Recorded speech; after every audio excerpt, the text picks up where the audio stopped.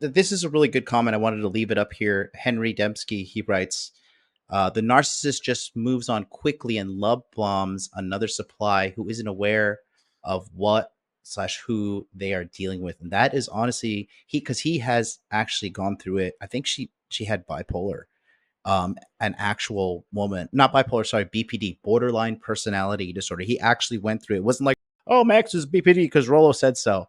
Like he actually did go through it. So he's really well versed on this stuff. Yeah. He's well versed like you, because when we have our DM conversations, we talk about it. And yeah, man, honestly, it is the thing that can, I don't want to turn this into like a woman bashing thing, but I'm just talking from a straight man's perspective on this end, right? When you see how quickly and unhealthily women move on after you're done with them, I like to say this. I believe this is a really good marker of a person. You truly see how much the woman loves you and how much of a good person she is based upon her treatment of you after the relationship. I think that's when you see her true character. Sure. And Yeah. if you and she's doing dishonest things, if she's being immature, if she's slandering you, if she's quickly jumping into another relationship, that lets me know that one, ending the relationship was a good idea. But for me personally, the only part that gets me upset is I'm like, fuck, how did this trick me? Yep. Like I am mad at me for allowing myself to be deceived into thinking that this person was a good option when they were pump and dump at best. Sure. And I think that's another painful part of accountability that people do not want to take when going through a breakup. Does Right. that make sense to you? Yeah, it does. It does. And where when I'm working with somebody on that, it's really getting them to do two things. One is to have the awareness of where they went wrong so that that feeling, that bad feeling, is really coming from an anxiety of being concerned that you'll repeat this with other future relationships, that Right. your skills in selecting a mate are not good enough where you'll be in this situation over and over again, right? And so the first thing is to get awareness of it to make sure that those skills are improved on, that you have the awareness and you know what to look for next time and you have that.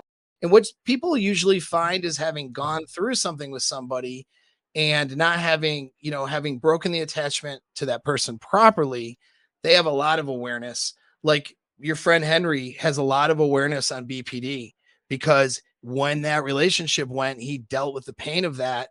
He was like, what the hell was I doing? And went into research, he went head on, guaranteed, because this is what happens. And it's a good thing, with somebody who's using it to their advantage. He won't get into a BPD relationship again. He knows he has a BPD radar that is very sensitive. So, dude, that's what I'm saying. And I made a joke about it on Twitter the other day. But like my crazy and bullshit deception radar now is like the most like perfectly honed weapon like right now. Like I don't know, man. When you think you know something, you think you're so smart, and then life has a way of showing you how much Humbling you you. yeah, Yeah, for sure, dude. big Right. time. This is why Big time. I don't take myself into super ego category a lot, very often. Yeah. Because And so and that's where, for me, like I realize, like, and honestly, it does make it. Now here's another deep thing. This is going to be a little black pill, but bear with me, guys. Is that now that my senses are so finely tuned in, like I see a lot of flaws in potential suitors that For sure. make me really quickly disqualify them. Yeah. Within 1 to 2 meetups, I can be like, "Ugh," Yeah. you know, Yeah. But now here's the other side of it too, then. So that part one was getting the awareness. Now, part two is and this is what'll help with that part of it too, is the acceptance of yourself for having allowed that to happen, understanding that you're a flawed person and nobody's Yeah. perfect, and that's one thing.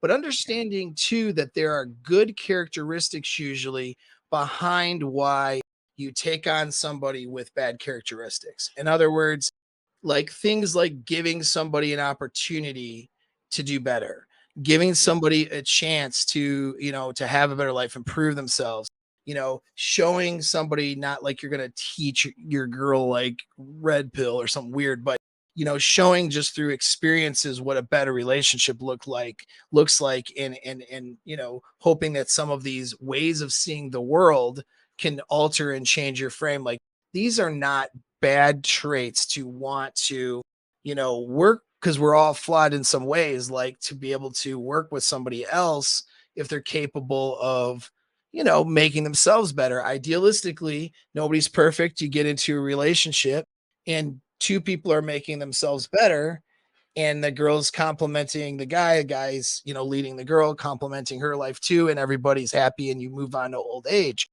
The problem is that, nobody wants to accept, there's no accountability. Nobody wants to accept that people are flawed and that people need to make them, there's an aspect of making themselves better.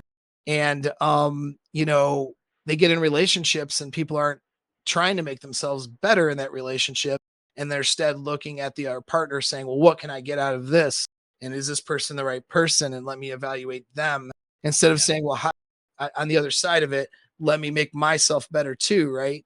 And so when you have awareness, right, you see flaws, but you get an awareness of the flaws, but you also then get awareness, your awareness deepens into recognizing capability too. Yeah.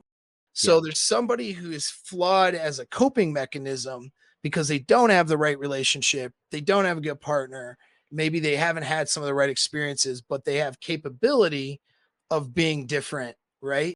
And during the dating phase, you're sussing some of that out.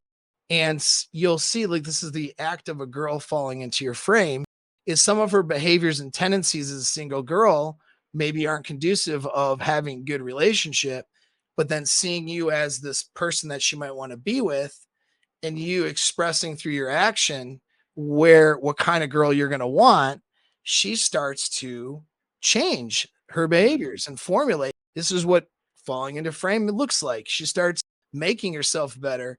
And then your awareness, you're seeing, is she somebody who's making herself better because she's can make permanent change, or is she making herself better just to impress me right now and to try to win me over? Like, you'll get the, the understanding of the difference between the two. And so it's all about increasing this awareness. And that can only happen when you really face yourself and you're not Yeah. ego protecting, and you're giving Yeah. yourself time to recognize things, and also being kind to yourself too, right?